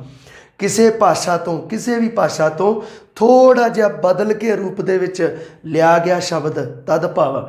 ਫਿਰ ਉਸ ਤੋਂ ਬਾਅਦ ਕੋਈ ਲੋਕਲ ਜਿਹੇ ਸ਼ਬਦ ਜਿਨ੍ਹਾਂ ਨੂੰ ਦੇਸੀ ਸ਼ਬਦਾਂ ਦੇ ਵਿੱਚ, ਅਤੇ ਉਸ ਤੋਂ ਉਪਰੰਤ ਵਿਦੇਸ਼ੀ ਬੋਲੀਆਂ ਜਿਵੇਂ ਕਿ ਅੰਗਰੇਜ਼ੀ ਵਗੈਰਾ, ਇਹਨਾਂ ਦੇ ਸ਼ਬਦਾਂ ਨੂੰ ਆਪਾਂ ਵਿਦੇਸ਼ੀ ਸ਼ਬਦਾਂ ਦੇ ਵਿੱਚ ਪੜ੍ਹਦੇ ਹਾਂ। ਸੋ ਇਹ 4 ਤਰ੍ਹਾਂ ਦੇ ਜੋ ਰੂਪ ਹਨ, ਇਹ ਹਨ ਸ਼ਬਦਾਂ ਦੀ ਵੰਡ। ਉਤਪੱਤੀ ਦੇ ਆਧਾਰ ਤੇ, ਜਨਮ ਦੇ ਆਧਾਰ ਤੇ 4 ਤਰ੍ਹਾਂ ਦੇ ਸ਼ਬਦਾਂ ਦੀ ਆਪਾਂ ਗੱਲ ਕਰਦੇ ਹਾਂ। ਸ਼ਬਦ ਵੰਡ ਦੇ ਵਿੱਚ ਆਪਾਂ ਕੀ ਕੀਤਾ ਹੈ ਜੀ, ਜੋ ਸਾਡੇ ਸ਼ਬਦਾਂ ਦੀ ਜੋ ਸਮੂਹ ਹਨ, ਜੋ ਸ਼ਬਦਾਂ ਦੀਆਂ ਸ਼੍ਰੇਣੀਆਂ ਹਨ, ਉਹਨਾਂ ਨੂੰ ਆਪਾਂ ਅਲੱਗ-ਅਲੱਗ ਤਰੀਕੇ ਨਾਲ ਵੰਡਿਆ ਹੈ। ਸੋ ਇਹਦੇ ਵਿੱਚ ਵੀ ਤੁਸੀਂ ਧਿਆਨ ਰੱਖਣਾ ਹੈ ਕਿ ਜਿਹੜੀਆਂ ਸ਼ਬਦ ਸ਼੍ਰੇਣੀਆਂ ਹੁੰਦੀਆਂ ਹਨ ਉਹਨਾਂ ਦਾ ਸੰਬੰਧ ਸਾਰਥਕ ਸ਼ਬਦਾਂ ਦੇ ਨਾਲ ਹੁੰਦਾ ਹੈ। ਜੋ ਆਪਾਂ ਅਰਥ ਦੇ ਆਧਾਰ ਤੇ ਇੱਕ ਸਾਰਥਕ ਸ਼ਬਦ ਬਣਾਏ ਸੀ, ਇੱਕ ਨਿਰਰਥਕ ਸ਼ਬਦ। ਨਿਰਰਥਕ ਸ਼ਬਦਾਂ ਦਾ ਵਿਆਕਰਣ 'ਚ ਕੋਈ ਕੰਮ ਨਹੀਂ। ਇਸ ਕਰਕੇ ਸ਼ਬਦ ਵੰਡ ਜੇਕਰ ਹੋਵੇਗੀ ਤਾਂ ਸਿਰਫ ਸਾਰਥਕ ਸ਼ਬਦਾਂ ਦੀ ਹੋਵੇਗੀ। ਇਸ ਕਰਕੇ ਸ਼ਬਦ ਵੰਡ ਦਾ ਸੰਬੰਧ ਹੁੰਦਾ ਹੈ ਜੀ ਸਾਰਥਕ ਸ਼ਬਦਾਂ ਦੇ ਨਾਲ। ਸ਼ਬਦ ਸ਼੍ਰੇਣੀਆਂ ਜਾਂ ਸ਼ਬਦ ਭੇਦਾਂ ਦਾ ਸੰਬੰਧ ਹੁੰਦਾ ਹੈ ਸਾਰਥਕ ਸ਼ਬਦਾਂ ਦੇ ਨਾਲ। ਇਹ ਗੱਲ ਤੁਸੀਂ ਧਿਆਨ ਦੇ ਵਿੱਚ ਰੱਖਣੀ ਹੈ ਜੀ। ਹੁਣ ਆਪਾਂ ਗੱਲ ਕਰਦੇ ਹਾਂ ਜੀ ਸ਼ਬਦ ਰਚਨਾ ਦੀ। ਸ਼ਬਦ ਰਚਨਾ 'ਤੇ ਜਾਣ ਤੋਂ ਪਹਿਲਾਂ ਆਪਾਂ ਇਸ ਦਾ, ਜਿਵੇਂ ਕਿ ਤੁਸੀਂ ਦੇਖ ਸਕਦੇ ਹੋ ਕਿ ਆਪਾਂ ਇੱਕ ਉਤਪੱਤੀ ਦੇ ਆਧਾਰ 'ਤੇ ਵੀ ਆਪਾਂ ਸ਼ਬਦ ਬਣਾਏ ਹਨ। ਤਤਸਮ, ਤਦਭਵ, ਦੇਸੀ ਅਤੇ ਵਿਦੇਸ਼ੀ, ਇਹ ਸ਼ਬਦ ਵੀ ਆਪਾਂ ਬਣਾਏ ਹਨ। ਹੁਣ ਆਪਾਂ ਗੱਲ ਕਰੀਏ ਜੀ ਸ਼ਬਦ ਰਚਨਾ ਦੀ। ਆਪਾਂ ਸ਼ਬਦ ਵੰਡ ਦੀ ਤਾਂ ਗੱਲ ਕਰ ਚੁੱਕੇ ਹਾਂ, ਸ਼ਬਦਾਂ ਦੀਆਂ ਆਪਾਂ ਸ਼੍ਰੇਣੀਆਂ ਵੱਖ-ਵੱਖ ਬਣਾ ਲਈਆਂ। ਹੁਣ ਬਹੁਤ ਸਾਰੇ ਤਰੀਕੇ ਨੇ ਜਿਨ੍ਹਾਂ ਦੇ ਨਾਲ ਆਪਾਂ ਨਵੇਂ-ਨਵੇਂ ਸ਼ਬਦਾਂ ਦੀ ਰਚਨਾ, ਨਵੇਂ-ਨਵੇਂ ਸ਼ਬਦਾਂ ਦੀ ਘਾੜਤ ਘੜ ਸਕਦੇ ਹਾਂ। ਉਹਨਾਂ ਨੂੰ ਰੱਖਿਆ ਜਾਂਦਾ ਹੈ ਜੀ ਸ਼ਬਦ ਰਚਨਾ ਦੀ ਸ਼੍ਰੇਣੀ ਦੇ ਵਿੱਚ। ਸ਼ਬਦ ਰਚਨਾ ਦੇ ਵਿੱਚ ਕੀ ਹੈ ਜੀ, ਸ਼ਬਦ ਰਚਨਾ ਦੇ ਵਿੱਚ ਰਚਨਾ ਦੇ ਦ੍ਰਿਸ਼ਟੀਕੋਣ ਤੋਂ ਸ਼ਬਦ ਰਚਨਾ ਹੁੰਦੀ ਹੈ ਜੀ ਦੋ ਤਰ੍ਹਾਂ ਦੇ ਨਾਲ। ਰਚਨਾ ਦੇ ਦ੍ਰਿਸ਼ਟੀਕੋਣ ਤੋਂ ਸਾਡੇ ਸ਼ਬਦ ਹਨ ਜੀ ਦੋ ਪ੍ਰਕਾਰ ਦੇ ਹਨ ਜੀ। ਕਿਹੜੇ ਕਿਹੜੇ ਨੇ ਜੀ? ਦੋ ਪ੍ਰਕਾਰ ਦੇ। ਨੰਬਰ 1 ਤਾਂ ਹੈ ਜੀ ਸਾਡਾ, ਦੋ ਪ੍ਰਕਾਰ ਦੇ ਹਨ। ਇੱਕ ਹੈ ਸਾਡਾ ਮੂਲ ਸ਼ਬਦ ਜੋ ਕਿਸੇ ਦੂਸਰੇ ਸ਼ਬਦ ਤੋਂ ਨਾ ਬਣਿਆ ਹੋਵੇ ਉਸ ਨੂੰ ਕਿਹਾ ਜਾਂਦਾ ਹੈ ਮੂਲ ਸ਼ਬਦ। ਤੇ ਦੂਸਰਾ ਕੀ ਹੈ ਕਿ ਜਦੋਂ ਮੂਲ ਸ਼ਬਦ ਦੇ ਵਿੱਚ ਕੋਈ ਵਿਕਾਰ ਆ ਜੇ, ਕੋਈ ਤਬਦੀਲੀ ਆ ਜੇ ਤਾਂ ਇੱਕ ਨਵਾਂ ਸ਼ਬਦ ਬਣ ਜਾਂਦਾ ਹੈ ਜਿਸ ਨੂੰ ਕਿਹਾ ਜਾਂਦਾ ਹੈ ਰਚਿਤ ਸ਼ਬਦ। ਭਾਵ ਰਚਿਆ ਗਿਆ ਸ਼ਬਦ, ਸਟਰਕਚਰ ਕੀਤਾ ਹੋਇਆ, ਬਣਾਇਆ ਗਿਆ, ਘੜਿਆ ਗਿਆ ਸ਼ਬਦ ਇੱਕ ਨਵਾਂ। ਮੂਲ ਸ਼ਬਦ ਉਹ ਸ਼ਬਦ ਹਨ ਜੋ ਆਪਣੇ ਆਪ ਦੇ ਵਿੱਚ ਧਾਤੂ ਹਨ। ਜਿਵੇਂ ਕਿ ਮੈਂ ਕੁਝ ਉਦਾਹਰਣ ਲਿਖਾਂ, ਡਰ, ਯੋਗ, ਪੁੱਤਰ, ਦੁਨੀਆ। ਇਹ ਸ਼ਬਦਾਂ ਦੇ ਵਿੱਚ ਤੁਸੀਂ ਦੇਖ ਲਓ ਕਿ ਇਹ ਸ਼ਬਦ ਨੇ ਮੂਲ, ਇਹ ਕਿਸੇ ਹੋਰ ਸ਼ਬਦ ਤੋਂ ਨਹੀਂ ਬਣੇ, ਆਪਣੇ ਆਪ ਦੇ ਵਿੱਚ ਸ਼ਬਦ ਮੂਲ ਹੈ। ਡਰ, ਯੋਗ, ਪੁੱਤਰ, ਦੁਨੀਆ। ਹੁਣ ਇਹਨਾਂ ਸ਼ਬਦਾਂ ਦੇ ਨਾਲ ਕੁਝ ਆਪਾਂ ਅੱਖਰ ਲਾਈਏ, ਕੁਝ ਸ਼ਬਦ ਹੋਰ ਲਾਈਏ ਤਾਂ ਰਚਿਤ ਸ਼ਬਦ ਹੋ ਜਾਂਦੇ ਹਨ। ਦੇਖੋ, ਡਰ ਤੋਂ ਆਪਾਂ ਨਿਡਰ ਬਣਾ ਸਕਦੇ ਹਾਂ। ਨੇ ਸ਼ਬਦ ਅੱਗੇ ਲਾਇਆ ਤੇ ਇੱਕ ਨਵਾਂ ਸ਼ਬਦ ਬਣ ਗਿਆ ਨਿਡਰ। ਯੋਗ ਤੋਂ ਆਪਾਂ ਬਣਾਉਣਾ ਹੈ ਸੁਯੋਗ ਬਣਾ ਸਕਦੇ ਹਾਂ, ਅਯੋਗ ਬਣਾ ਸਕਦੇ ਹਾਂ। ਪੁੱਤਰ ਤੋਂ ਬਣਾਉਣਾ ਹੈ ਤਾਂ ਸੁਪੁੱਤਰ ਬਣਾ ਲਈਏ, ਕੁਪੁੱਤਰ ਬਣਾ ਲਈਏ। ਇਸ ਤਰ੍ਹਾਂ ਰਚਿਤ ਸ਼ਬਦ। ਦੁਨੀਆ ਤੋਂ ਆਪਾਂ ਦੁਨੀਆਦਾਰ ਬਣਾ ਸਕਦੇ ਹਾਂ। ਦੁਨੀਆ ਦੇ ਮਗਰ ਇੱਕ ਆਪਾਂ ਦਾਰ ਸ਼ਬਦ ਲਾਤਾ, ਉਸ ਦੇ ਨਾਲ ਕੀ ਹੋਇਆ? ਇੱਕ ਨਵਾਂ ਸ਼ਬਦ ਬਣ ਗਿਆ। ਸੋ ਇਹ ਹੈ ਜੀ ਰਚਿਤ ਸ਼ਬਦ। ਰਚਿਤ ਸ਼ਬਦ ਅੱਗੇ ਦੋ ਤਰੀਕਿਆਂ ਨਾਲ ਰਚਨਾ ਹੁੰਦੀ ਹੈ। ਰਚਿਤ ਸ਼ਬਦ, ਆਪਾਂ ਸ਼ਬਦਾਂ ਦੀ ਰਚਨਾ ਦੋ ਤਰੀਕੇ ਨਾਲ ਕਰ ਸਕਦੇ ਹਾਂ। ਅੱਛਾ, ਆਹ ਤਾਂ ਰਹਿ ਗਏ ਮੂਲ ਸ਼ਬਦ ਆਪਣੇ ਆਪ ਦੇ ਵਿੱਚ। ਹੁਣ ਰਚਨਾ ਕਿਹਨਾਂ ਸ਼ਬਦਾਂ ਦੀ ਹੋਵੇਗੀ? ਸ਼ਬਦ ਨਵਿਆਂ ਦੀ ਘਾੜਤ ਕਿਵੇਂ ਹੋਵੇਗੀ? ਉਹ ਰਚਿਤ ਸ਼ਬਦਾਂ ਦੇ ਵਿੱਚ ਹੀ ਆਉਣਗੇ। ਰਚਿਤ ਸ਼ਬਦ ਆਪਾਂ ਪਹਿਲੇ ਤਰੀਕੇ ਨਾਲ ਤਾਂ ਕੀ ਹੈ, ਆਪਾਂ ਇਹਨੂੰ ਆਪਾਂ ਫਸਟ ਸੈਕਿੰਡ ਕਰ ਲਈਏ। ਫਸਟ ਦੇ ਵਿੱਚ ਕੀ ਆਪਾਂ ਕਰ ਸਕਦੇ ਹਾਂ? ਉਤਪੰਨ ਸ਼ਬਦ ਹੁੰਦੇ ਹਨ। ਉਤਪੰਨ ਸ਼ਬਦ। ਤੇ ਦੂਸਰੇ ਹੁੰਦੇ ਹਨ ਸਾਡੇ ਸਮਾਸੀ ਸ਼ਬਦ, ਜੋ ਆਪਾਂ ਸਮਾਸ ਪੜ੍ਹਦੇ ਹਾਂ। ਸਮਾਸੀ ਸ਼ਬਦ, ਸ਼ਬਦਾਂ ਦਾ ਜੋੜ। ਸਮਾਸ ਦਾ ਅਰਥ ਹੀ ਹੁੰਦਾ ਹੈ ਯੋਗ ਜਾਂ ਜੋੜ। ਇਹ ਆਪਾਂ ਪੜ੍ਹਦੇ ਹਾਂ। ਹੁਣ ਇੱਥੇ ਕੀ ਹੈ ਕਿ ਰਚਿਤ ਸ਼ਬਦ ਕੀ ਹੈ ਅੱਗੇ? ਹੁਣ ਤੁਹਾਨੂੰ ਪੁੱਛ ਲੈ ਕਿ ਰਚਿਤ ਸ਼ਬਦ ਦੇ ਕਿੰਨੇ ਭਾਗ ਹੁੰਦੇ ਹਨ ਜੀ? ਦੋ। ਕਿਹੜੇ ਕਿਹੜੇ? ਇੱਕ ਤਾਂ ਉਤਪੰਨ ਸ਼ਬਦ, ਇੱਕ ਸਮਾਸੀ ਸ਼ਬਦ। ਸ਼ਬਦਾਂ ਨੂੰ ਉਤਪੰਨ ਕਰਨਾ ਕਿਵੇਂ ਹੈ? ਉਤਪੰਨ ਕਰਨ ਦਾ ਕੀ ਤਰੀਕਾ ਹੈ? ਦੇਖੋ, ਇੱਕ ਤਰੀਕਾ ਤਾਂ ਆਪਣਾ ਹੈ ਅਗੇਤਰ, ਸਫਿਕਸ। ਸ਼ਬਦਾਂ ਦੇ ਅੱਗੇ ਕੁਝ ਅਜਿਹੇ ਸ਼ਬਦ ਲਾਏ ਕਿ ਇੱਕ ਨਵਾਂ ਸ਼ਬਦ ਬਣ ਗਿਆ। ਡਰ ਦੇ ਅੱਗੇ ਨਿਡਰ, ਇਹ ਅਗੇਤਰ ਸ਼ਬਦ ਹੈ। ਯੋਗ ਦੇ ਅੱਗੇ ਸੁਯੋਗ, ਸੁਪੁੱਤਰ, ਇਹ ਅਗੇਤਰ ਲਾ ਕੇ ਬਣਾਏ ਹਨ। ਆਹ ਸ਼ਬਦ ਹੈ ਜਿਹੜਾ ਦੁਨੀਆ ਦੇ ਮਗਰ ਦਾਰ ਸ਼ਬਦ, ਇਹ ਪਿਛੇਤਰ। ਦੁਨੀਆ ਸ਼ਬਦ ਦੇ ਪਿੱਛੇ ਦਾਰ ਸ਼ਬਦ ਲਾਇਆ ਹੈ। ਇਸ ਕਰਕੇ ਉਤਪੰਨ ਕਰ ਸਕਦੇ ਹਾਂ ਆਪਾਂ ਦੂਜੇ ਤਰੀਕੇ ਨਾਲ, ਪਿਛੇਤਰ। ਸਫਿਕਸ, ਪ੍ਰੈਫਿਕਸ, ਇਹ ਸਾਡੇ ਨੇ ਉਤਪੰਨ ਸ਼ਬਦ। ਸਮਾਸੀ ਸ਼ਬਦਾਂ ਦਾ ਸਾਨੂੰ ਪਤਾ ਹੀ ਹੈ ਕਿ ਦੋ ਸ਼ਬਦਾਂ ਦੇ ਮੇਲ ਤੋਂ, ਦੋ ਜਾਂ ਤਿੰਨ ਸ਼ਬਦਾਂ ਦੇ ਮੇਲ ਤੋਂ ਬਣਦੇ ਹਨ ਜੋ ਸ਼ਬਦ, ਜਿਨ੍ਹਾਂ ਦੇ ਵਿੱਚ ਇੱਕ ਮਤਲਬ ਕੀ ਹੈ, ਜੋੜਨੀ ਹੁੰਦੀ ਹੈ। ਜਿਵੇਂ ਕਿ ਆਪਾਂ ਕਈ ਵਾਰੀ ਸ਼ਬਦ ਲਿਖਿਆ ਹੁੰਦਾ ਹੈ ਨਾ, ਇਹ ਹਰ ਮਨ ਪਿਆਰਾ। ਸੋ ਇਹ ਤਿੰਨ ਸ਼ਬਦਾਂ ਦੇ ਜੋੜ ਤੋਂ ਇੱਕ ਬਣਿਆ ਹੈ ਜੀ ਸ਼ਬਦ, ਜਿਸ ਨੂੰ ਸਮਾਸੀ ਸ਼ਬਦ ਕਿਹਾ ਜਾਂਦਾ ਹੈ। ਆਪ ਹੁਦਰਾ ਮਤਲਬ ਕੀ ਹੈ? ਮਨ ਮਰਜ਼ੀ ਕਰਨ ਵਾਲਾ ਜਿਹੜਾ ਹੁੰਦਾ ਹੈ ਉਸ ਨੂੰ ਆਪਾਂ ਕਹਿ ਦਿੰਦੇ ਹਾਂ ਆਪ ਹੁਦਰਾ ਜਾਂ ਮਨਮਤੀਆ। ਇਹ ਵੀ ਸਮਾਸੀ ਸ਼ਬਦ ਨੇ। ਇਹਨਾਂ ਦੇ ਬਾਰੇ ਵੀ ਆਪਾਂ ਚਰਚਾ ਕਰਾਂਗੇ ਕਿਉਂਕਿ ਇਹਨਾਂ ਦੇ ਵਿੱਚੋਂ ਵੀ ਪ੍ਰਸ਼ਨ ਪੁੱਛਿਆ ਜਾਂਦਾ ਹੈ। ਉਤਪੰਨ ਦੇ ਵਿੱਚੋਂ ਅਗੇਤਰ ਜਾਂ ਪਿਛੇਤਰ ਚੋਂ ਵੀ ਇੱਕ ਪ੍ਰਸ਼ਨ ਪੁੱਛਿਆ ਜਾਂਦਾ ਹੈ। ਸੋ ਮੂਲ ਸ਼ਬਦਾਂ ਦੇ ਵਿੱਚ ਵੀ ਪੁੱਛ ਲਿਆ ਜਾਂਦਾ ਹੈ ਕਿ ਇਹਨਾਂ ਸ਼ਬਦਾਂ ਦਾ ਇੱਕ ਸ਼ਬਦ ਮੰਨ ਲਓ ਦੇ ਦੇਵੇ, ਉਹਦੇ ਵਿੱਚ ਪੁੱਛ ਲੈ ਕਿ ਇਹਨਾਂ ਵਿੱਚੋਂ ਮੂਲ ਸ਼ਬਦ ਕਿਹੜਾ ਹੈ, ਇਹ ਵੀ ਪੁੱਛ ਲਿਆ ਜਾਂਦਾ ਹੈ। ਸੋ ਇੱਥੇ ਕੀ ਹੈ, ਤੁਸੀਂ ਸ਼ਬਦ ਰਚਨਾ ਦੇ ਵਿੱਚ ਆਪਾਂ ਸ਼ਬਦਾਂ ਦੀ ਰਚਨਾ ਦੇ ਦੋ ਪ੍ਰਕਾਰ ਹਨ ਜੀ। ਇੱਕ ਤਾਂ ਆਪਾਂ ਰਚਨਾ ਕਰ ਹੀ ਨਹੀਂ ਸਕਦੇ, ਆਪਣੇ ਆਪ ਦੇ ਵਿੱਚ ਮੂਲ ਸ਼ਬਦ ਨੇ। ਦੂਸਰਾ ਜਿਹੜਾ ਰਚਨਾ ਕਰ ਸਕਦੇ ਹਾਂ ਉਹਨਾਂ ਨੂੰ ਆਪਾਂ ਦੋ ਤਰੀਕੇ ਨਾਲ ਸ਼ਬਦਾਂ ਦੀ ਰਚਨਾ ਕਰ ਸਕਦੇ ਹਾਂ। ਇੱਕ ਤਾਂ ਅਗੇਤਰ ਪਿਛੇਤਰ ਲਾ ਕੇ ਉਤਪੰਨ ਸ਼ਬਦਾਂ ਦੇ ਵਿੱਚ ਆ ਗਿਆ, ਤੇ ਦੂਸਰਾ ਜੀ ਹੈ ਸਾਡਾ ਸਮਾਸੀ ਸ਼ਬਦਾਂ ਦੀ ਆਪਾਂ ਗੱਲ ਕੀਤੀ ਹੈ। ਇਹ ਹੈ ਜੀ ਸਾਡਾ ਸ਼ਬਦ ਰਚਨਾ ਦਾ ਇੱਕ ਪ੍ਰਕਾਰ। ਹੁਣ ਕੀ ਹੈ ਜੀ, ਕੁਝ ਸ਼ਬਦ ਹੈ ਜਿਹੜੇ ਸਾਡੇ ਉਹ ਇੱਕ ਕੀ ਹੈ ਕਿ ਇੱਕ ਅਲੱਗ ਸ਼੍ਰੇਣੀ ਦੇ ਵਿੱਚ ਰਹਿ ਜਾਂਦੇ ਨੇ। ਸ਼ਬਦ ਰਚਨਾ ਦੇ ਵਿੱਚ ਆਪਾਂ ਦੋ ਤਰ੍ਹਾਂ ਦੇ ਨਾਲ ਸ਼ਬਦ ਰਚਨਾ ਦੀ ਗੱਲ ਕੀਤੀ ਹੈ। ਉਸ ਤੋਂ ਬਾਅਦ ਕੀ ਹੈ ਕਿ ਕੁਝ ਇੱਕ ਸ਼ਬਦ ਸ਼੍ਰੇਣੀਆਂ ਬਚ ਜਾਂਦੀਆਂ ਨੇ, ਜਿਨ੍ਹਾਂ ਦੇ ਵਿੱਚ ਕੀ ਹੈ ਕਿ ਜਿਨ੍ਹਾਂ ਨੂੰ ਅਰਥ ਸੰਬੰਧਾਂ ਦੇ ਆਧਾਰ 'ਤੇ ਵੰਡਿਆ ਜਾਂਦਾ ਹੈ। ਇੱਕ ਹੋਰ ਤਰ੍ਹਾਂ ਦੀ ਹੈ ਸ਼ਬਦ ਰਚਨਾ ਦੇ ਵਿੱਚ ਹੀ ਹੈ ਕਿ ਅਰਥ ਸੰਬੰਧਾਂ ਦੇ ਆਧਾਰ 'ਤੇ ਸ਼ਬਦਾਂ ਦੀ ਵੰਡ, ਅਰਥ ਸੰਬੰਧਾਂ ਦੇ ਆਧਾਰ 'ਤੇ, ਅਰਥ ਸੰਬੰਧਾਂ ਦੇ ਆਧਾਰ 'ਤੇ ਆਪਣੇ ਮਤਲਬ ਕੀ ਹੈ ਕਿ ਆਪਣੇ ਆਪ ਦੇ ਵਿੱਚ ਜਿਨ੍ਹਾਂ ਦੇ ਅਰਥਾਂ ਦੇ ਸੰਬੰਧ ਹੋਣ, ਕੋਈ ਅਰਥ ਸੰਬੰਧਾਂ ਦੇ ਆਧਾਰ 'ਤੇ ਸ਼ਬਦਾਂ ਦੀ ਵੰਡ, ਸ਼ਬਦਾਂ ਦੀ ਵੰਡ ਕੀ ਹੈ, ਅਰਥ ਸੰਬੰਧਾਂ ਦੇ ਆਧਾਰ 'ਤੇ ਇੱਕ ਸ਼ਬਦਾਂ ਦੀ ਵੰਡ ਕੀਤੀ ਜਾਂਦੀ ਹੈ। ਉਹਨਾਂ ਦੇ ਵਿੱਚ ਕੀ ਹੈ ਕਿ ਆਪਾਂ ਜਿਵੇਂ ਕਿ ਵਿਰੋਧੀ ਸ਼ਬਦ ਚਾਰ ਤਰ੍ਹਾਂ ਦੇ ਹੁੰਦੇ ਹਨ ਜੀ। ਅਰਥ ਸੰਬੰਧਾਂ ਦੇ ਆਧਾਰ 'ਤੇ ਸ਼ਬਦਾਂ ਦੀ ਵੰਡ ਚਾਰ ਤਰ੍ਹਾਂ ਨਾਲ ਹੁੰਦੀ ਹੈ ਜੀ।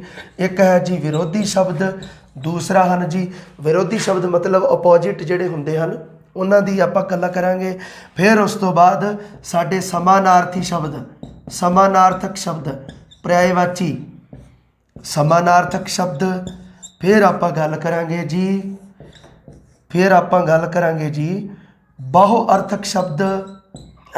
ਇੱਕ ਸ਼ਬਦ ਜੋ ਬਹੁਤ ਸਾਰੇ ਅਰਥ ਰੱਖਦਾ ਹੋਵੇ, ਇੱਕ ਤੋਂ ਜ਼ਿਆਦਾ ਅਰਥ ਰੱਖਦਾ ਹੋਵੇ, ਉਸ ਨੂੰ ਕਿਹਾ ਜਾਂਦਾ ਹੈ ਬਹੁ ਅਰਥਕ ਸ਼ਬਦ।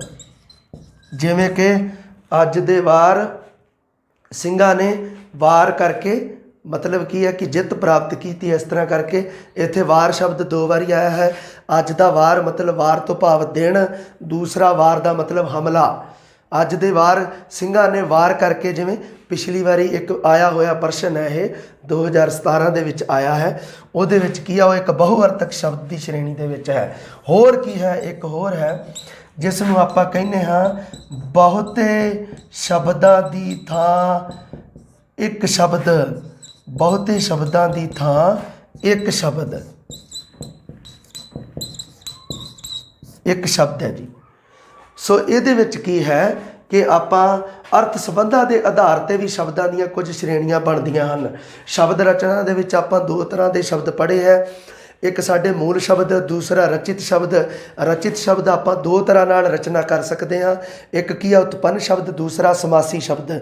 ਉਤਪੰਨ ਸ਼ਬਦਾਂ ਦੇ ਵਿੱਚ ਕੀ ਹੈ ਕਿ ਸ਼ਬਦਾਂ ਦੇ ਅੱਗੇ ਕੋਈ ਅੱਖਰ ਜੋੜ ਕੇ ਆਪਾਂ ਸ਼ਬਦ ਬਣਾਤਾ, ਜਾਂ ਪਿੱਛੇ ਜੋੜ ਕੇ ਅਗੇਤਰ ਪਿਛੇਤਰ ਤਰੀਕੇ ਨਾਲ। ਤੇ ਸਮਾਸੀ ਸ਼ਬਦਾਂ ਦੇ ਵਿੱਚ ਕੀ ਹੈ, ਦੋ ਸ਼ਬਦਾਂ ਦਾ ਜੋੜ ਕਰਤਾ, ਉਹਨਾਂ ਨੂੰ ਕਿਹਾ ਜਾਂਦਾ ਸਮਾਸੀ ਸ਼ਬਦ। ਹੁਣ ਕੁਝ ਸ਼ਬਦ ਸ਼੍ਰੇਣੀਆਂ ਰਹਿ ਗਈਆਂ, ਉਹ ਆਪਾਂ ਅਰਥ ਸੰਬੰਧਾਂ ਦੇ ਆਧਾਰ 'ਤੇ, ਕਿਉਂਕਿ ਇੱਕ ਦਾ ਅਰਥ ਹੋਵੇਗਾ, ਜਿਵੇਂ ਕੋਈ ਸ਼ਬਦ ਹੈ ਤਾਂ ਉਸ ਦਾ, ਜਿਵੇਂ ਮੰਨ ਲਓ ਇੱਕ ਹੈ ਚੰਗਾ, ਸੋ ਉਹਦਾ ਵਿਰੋਧੀ ਅਰਥ ਕੀ ਹੋ ਗਿਆ, ਉਸ ਦਾ ਵਿਰੋਧੀ ਅਰਥ ਹੋ ਗਿਆ ਮਾੜਾ। ਸੋ ਇਹਨੂੰ ਕਿਹਾ ਜਾਂਦਾ ਅਰਥ ਸੰਬੰਧ। ਸਮਾਨਾਰਥੀ ਸ਼ਬਦ ਨੇ ਬਹੁਤ ਸਾਰੇ, ਹੈ ਨਾ, ਜਿਵੇਂ ਕਿ ਆਪਾਂ ਵਡਿਆਈ ਦਾ ਲਿਖਦੇ ਹਾਂ ਸ਼ਲਾਘਾ, ਪ੍ਰਸ਼ੰਸਾ, ਉਸਤਤ, ਇਹ ਨੇ ਸਮਾਨਾਰਥੀ ਪਰਿਆਇਵਾਚੀ। ਇਹ ਵੀ ਆਪਾਂ ਜ਼ਰੂਰੀ ਪੜ੍ਹਨੇ ਨੇ। ਸੋ ਸਾਡੇ ਵਿਆਕਰਣ ਦੇ ਵਿੱਚ ਇਹ ਬਹੁਤ ਮਾਤਰਾ ਦੇ ਵਿੱਚ ਦਿੱਤੇ ਹੋਏ ਨੇ, ਇਹਨਾਂ ਨੂੰ ਤੁਸੀਂ ਜ਼ਰੂਰ ਕਿਵੇਂ ਨਾ ਕਿਵੇਂ ਪੜ੍ਹਨ ਦੀ ਕੋਸ਼ਿਸ਼ ਕਰਨੀ ਹੈ, ਕਿਉਂਕਿ ਇਹਨਾਂ ਦੇ ਵਿੱਚੋਂ ਵੀ ਆਪਾਂ ਇੱਕ ਪ੍ਰਸ਼ਨ ਵੇਖ ਸਕਦੇ ਹਾਂ, ਇਹਨਾਂ ਦੇ ਵਿੱਚੋਂ ਵੀ ਬਹੁਅਰਥਕ ਦੇ ਵਿੱਚੋਂ ਤਾਂ ਆਪਾਂ ਆਈ ਵਾਰ ਹੀ ਇੱਕ ਨਾ ਇੱਕ ਪ੍ਰਸ਼ਨ ਵੇਖਦੇ ਹਾਂ। ਜਿਵੇਂ ਆਇਆ ਸੀ ਉਹ ਜਿਹੜਾ ਅੱਜ ਦੇ ਵਾਰ ਸਿੰਘਾਂ ਨੇ ਵਾਰ ਕਰਕੇ, ਹੈ ਨਾ। ਸੋ ਇਸ ਤਰ੍ਹਾਂ ਕਰਕੇ ਤੁਸੀਂ ਇਹ ਜਿਹੜੇ ਇਹ ਵੀ ਸ਼ਬਦ ਦੇ ਧਿਆਨ ਰੱਖਣੇ ਹਨ। ਸੋ ਬਹੁਤੇ ਸ਼ਬਦਾਂ ਦੀ ਥਾਂ ਇੱਕ ਸ਼ਬਦ, ਜਿਵੇਂ ਕਿ ਜੋ ਕਿਸੇ ਦੀ ਕੀਤੀ ਨੂੰ ਨਾ ਜਾਣੇ, ਉਹਨੂੰ ਕਹਤਾ ਜੀ ਇਹ ਅਕਿਰਤ ਕਹਾਣਾ ਹੈ ਨਾ। ਜਿਸ ਨੂੰ ਮਤਲਬ ਕੀ ਹੈ ਕੱਟਿਆ ਨਾ ਜਾ ਸਕੇ, ਉਹ ਅਕੱਟ। ਜਿਹੜਾ ਦਿਲ ਖੋਲ੍ਹ ਕੇ ਦਾਨ ਕਰੇ, ਉਹ ਉਦਾਰ ਚਿੱਤ। ਐਵੇਂ ਕਰਕੇ ਬਹੁਤੇ ਸ਼ਬਦਾਂ ਦੀ ਥਾਂ ਇੱਕ ਸ਼ਬਦ ਇਹ ਵੀ ਪੁੱਛ ਲਿਆ ਜਾਂਦਾ ਹੈ। ਹੁਣ ਆਪਣਾ ਇੱਕ ਰਹਿ ਗਿਆ ਸ਼ਬਦਾਂ ਦਾ ਰੂਪਾਂਤਰ ਜਾਂ ਸ਼ਬਦਾਂ ਦੀ ਅਦਲਾ ਬਦਲੀ। ਮੈਂ ਗੱਲ ਕੀਤੀ ਸੀ ਕਿ ਸ਼ਬਦ ਰਚਨਾ ਕਰਨ ਦਾ ਇਹ ਤਰੀਕਾ ਨਹੀਂ ਹੈ ਕਿ ਉਹਨਾਂ ਦੇ ਅੱਗੇ ਪਿੱਛੇ ਅਗੇਤਰ ਪਿਛੇਤਰ ਲਾ ਦਿਓ, ਦੋ ਸ਼ਬਦਾਂ ਨੂੰ ਜੋੜ ਕੇ ਸਮਾਸੀ ਬਣਾ ਦਿਓ, ਅਰਥ ਸੰਬੰਧਾਂ ਦੇ ਆਧਾਰ 'ਤੇ ਸ਼ਬਦਾਂ ਨੂੰ ਪੈਦਾ ਕਰ ਲਓ। ਇੱਕ ਹੋਰ ਵੀ ਤਰੀਕਾ ਹੈ, ਉਹ ਹੈ ਸ਼ਬਦਾਂ ਦਾ ਰੂਪਾਂਤਰ। ਸ਼ਬਦਾਂ ਦੀ ਕਰੋ ਅਦਲਾ ਬਦਲੀ ਅਤੇ ਇੱਕ ਨਵਾਂ ਸ਼ਬਦ ਤਿਆਰ, ਉਹਨੂੰ ਕਿਹਾ ਜਾਂਦਾ ਹੈ ਜੀ ਸ਼ਬਦ ਰੂਪਾਂਤਰ। ਸੋ ਇਹ ਅਰਥ ਸੰਬੰਧਾਂ ਦੇ ਆਧਾਰ ਤੇ ਆਪਣੀ ਗੱਲ ਹੋ ਗਈ। ਦੇਖੋ ਕਿਵੇਂ ਜੀ, ਇੱਕ ਆਪਾਂ ਛੋਟਾ ਜਿਹਾ ਉਦਾਹਰਣ ਦੇ ਨਾਲ ਇਹਨੂੰ ਸਮਝਣਾ ਹੈ ਤੇ ਬਾਕੀ ਇਹ ਡਿਟੇਲ ਦੇ ਵਿੱਚ ਆਪਾਂ ਅਗਲੀ ਜਮਾਤ ਦੇ ਵਿੱਚ ਪੜ੍ਹਨਾ ਹੈ। ਸ਼ਬਦਾਂ ਦਾ ਰੂਪਾਂਤਰ ਕਿਵੇਂ ਹੈ, ਅਦਲਾ ਬਦਲੀ ਕਿਵੇਂ ਹੈ। ਇੱਕ ਬੰਨੇ ਮੈਂ ਲਿਖਤਾ ਜੀ ਨਾਮ, ਦੂਜੇ ਬੰਨੇ ਵਿਸ਼ੇਸ਼ਣ। ਬਹੁਤ ਤਰੀਕੇ ਨਾਲ ਬਣਾਏ ਜਾ ਸਕਦੇ ਹਨ। ਭਾਵ ਅਰਥ ਤੋਂ ਨਾਮ, ਨਾਮ ਤੋਂ ਭਾਵ ਅਰਥ, ਕਿਰਿਆ ਤੋਂ ਨਾਮ, ਕਿਰਿਆ ਤੋਂ ਵਿਸ਼ੇਸ਼ਣ, ਇਸ ਤਰ੍ਹਾਂ ਬਣਦੇ ਨੇ। ਹੁਣ ਕੀ ਹੈ, ਇਹ ਹੈ ਜੀ ਸਾਡਾ ਨਾਮ ਹੈ ਮਿਠਾਸ। ਬਿਲਕੁਲ ਜੀ, ਇਹ ਨਾਮ ਸ਼ਬਦ ਹੈ। ਇਹ ਹੈ ਜੀ ਭਾਵਵਾਚਕ ਨਾਮ ਮਿਠਾਸ। ਇਹਦਾ ਮਿਠਾਸ ਤੋਂ ਬਣਿਆ ਜੀ ਮਿੱਠਾ। ਇਹ ਹੈ ਜੀ ਸਾਡਾ ਵਿਸ਼ੇਸ਼ਣ। ਉਵੇਂ ਕੀ ਹੈ, ਜਿਵੇਂ ਕਿ ਇੱਕ ਆਇਆ ਸੀ ਕੁੜੱਤਣ। ਕੁੜੱਤਣ ਸ਼ਬਦ ਮਤਲਬ ਹੀ ਮਿਠਾਸ ਦਾ ਵਿਰੋਧੀ ਸ਼ਬਦ ਹੈ ਕੁੜੱਤਣ, ਜੋ ਚੀਜ਼ ਕੜਵੀ ਹੋਵੇ। ਕੁੜੱਤਣ ਸ਼ਬਦ ਹੈ ਸਾਡਾ ਨਾਮ, ਇਹ ਹੈ ਸਾਡਾ ਭਾਵਵਾਚਕ ਨਾਮ। ਸੋ ਇਹਦਾ ਕੀ ਲਿਖਤਾ ਮੈਂ, ਕੌੜਾ। ਇਹ ਹੈ ਸਾਡਾ ਵਿਸ਼ੇਸ਼ਣ। ਇਹਨੂੰ ਕਿਹਾ ਜਾਂਦਾ ਹੈ ਜੀ ਸ਼ਬਦ ਰੂਪਾਂਤਰ ਜਾਂ ਸ਼ਬਦਾਂ ਦੀ ਅਦਲਾ ਬਦਲੀ। ਇਹ ਹੈ ਜਿਹੜਾ ਆਪਾਂ ਇਹਨੂੰ ਡਿਟੇਲ ਦੇ ਵਿੱਚ ਕਰਾਂਗੇ, ਫਿਰ ਤੁਹਾਨੂੰ ਆਸਾਨੀ ਨਾਲ ਪਤਾ ਲੱਗੇਗਾ ਕਿ ਭਾਵ ਅਰਥ ਤੋਂ ਨਾਮ ਕਿਵੇਂ ਬਣਾਉਣੀ ਹੈ, ਨਾਮ ਤੋਂ ਭਾਵ ਅਰਥ, ਕਿਰਿਆ ਤੋਂ ਨਾਮ ਕਿਵੇਂ ਬਣਦਾ ਹੈ। ਇਹਨਾਂ ਦੀ ਆਪਾਂ ਵਿਚਾਰ ਚਰਚਾ ਅਗਲੀ ਜਮਾਤ ਦੇ ਵਿੱਚ ਕਰਾਂਗੇ। ਇਹ ਜਿਹੜੀ ਸ਼੍ਰੇਣੀਆਂ ਸ਼ਬਦ ਬੋਧ ਦੇ ਵਿੱਚ ਆਪਾਂ ਜੇ ਪੁੱਛ ਲਵੇ ਕਿ ਸ਼ਬਦ ਬੋਧ ਦੇ ਵਿੱਚ ਕੀ ਪੜ੍ਹਿਆ ਜਾਂਦਾ ਹੈ ਜੀ, ਆਪਾਂ ਕੀ ਕਰਦੇ ਹਾਂ, ਸ਼ਬਦਾਂ ਦੀ ਵੰਡ, ਸ਼ਬਦ ਰਚਨਾ ਅਤੇ ਸ਼ਬਦ ਰੂਪਾਂਤਰ। ਇਹ ਤਿੰਨ ਗੱਲਾਂ ਆਪਾਂ ਸ਼ਬਦ ਬੋਧ ਦੇ ਵਿੱਚ ਪੜ੍ਹਨੀਆਂ ਹੈ, ਜੋ ਕਿ ਵਿਆਕਰਣ ਦਾ ਦੂਸਰਾ ਅੰਗ ਹੈ।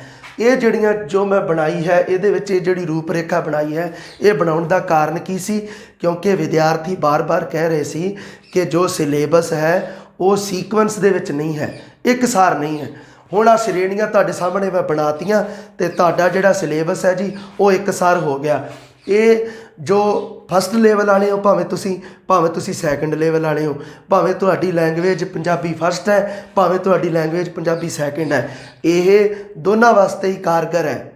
ਕਿਉਂਕਿ ਇਹ ਜਿਹੜਾ ਜੋ ਸਾਡਾ ਵਿਆਕਰਣ ਹੈ, ਇਹ ਦੋਨਾਂ ਭਾਗਾਂ ਦੇ ਵਿੱਚ ਹੀ, ਮਤਲਬ ਜੇ ਭਾਵੇਂ ਤੁਸੀਂ ਇੱਕ ਪਹਿਲੀ ਲੈਂਗੁਏਜ ਰੱਖੀ ਹੈ ਜਾਂ ਦੂਜੀ ਲੈਂਗੁਏਜ ਪੰਜਾਬੀ ਰੱਖੀ ਹੈ, ਦੋਨੋਂ ਲੈਂਗੁਏਜ ਦੇ ਵਿੱਚ ਹੀ ਚਾਹੀਦਾ ਹੈ ਤੁਹਾਨੂੰ। ਸੋ ਇਸ ਕਰਕੇ ਇਹ ਤੁਹਾਡਾ ਸੀਕੁਐਂਸ ਬਣ ਗਿਆ। ਹੁਣ ਮੈਨੂੰ ਜ਼ਰੂਰ ਇੱਕ ਗੱਲ ਦੀ ਉਮੀਦ ਹੈ ਕਿ ਇਹ ਤੁਹਾਡਾ ਜਿਹੜਾ ਪੜ੍ਹਾਈ ਹੈ ਜਿਹੜੀ, ਹੁਣ ਤੁਹਾਡਾ ਸੀਕੁਐਂਸ ਬਣ ਗਿਆ, ਇੱਕਸਾਰ ਹੋ ਗਿਆ ਸਾਰਾ ਸਿਲੇਬਸ ਵਿਆਕਰਣ ਦਾ। ਸੋ ਜ਼ਰੂਰ ਕਿਤੇ ਨਾ ਕਿਤੇ ਤੁਹਾਨੂੰ ਮਦਦ ਮਿਲੇਗੀ। ਅਗਲੀ ਜਮਾਤ ਦੇ ਵਿੱਚ ਮਿਲਦੇ ਹਾਂ ਜੀ। ਰੱਬ ਰਾਖਾ, ਮਿਹਰਬਾਨੀ।